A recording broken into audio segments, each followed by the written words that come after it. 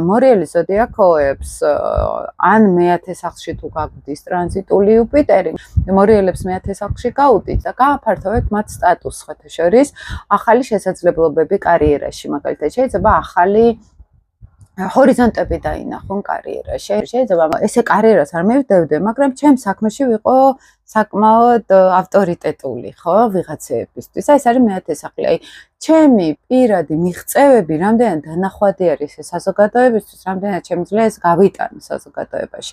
დაწინაურებები მეათე სახლიდან მოდის, ზოგიერთ მორიელს შეიძლება ქონდეს კარგი შემოთავაზებები სამსახურიდან, დაწინაურებები, ან უფროსობა, რომელიც სადღაც დაინახავს და შეამჩნევს მათ, იმიტომ რომ ლომი ეს არის ზუსტად ეს შემჩნევა მაგალითად.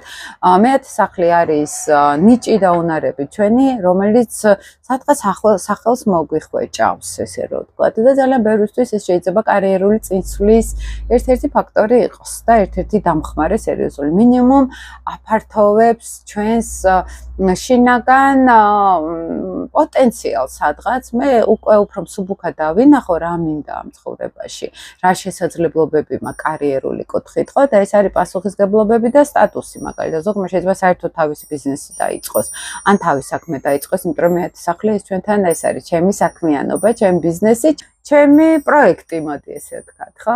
ასე რომ მორიელებისთვის საკმაოდ კარგი ტრანზიტი არის, იმიტომ რომ მეათე სახლი ეს სადღაც სტატუსის თვით გამოხატვის სახლი არის და კარგი იქნება უფრო ლომურად გამოხატონ საკუთარი შესაძლებლობები. კიდევ არის დაწინაურებები, კიდევ არის რაღაც კურსებს რო ვიღებთ, კიდევ უფრო პროფესიულად რო ვითარდებით. აი ეს შანსები ექნებათ და უნდა გამოიყენონ წესით და რიგით, ხო?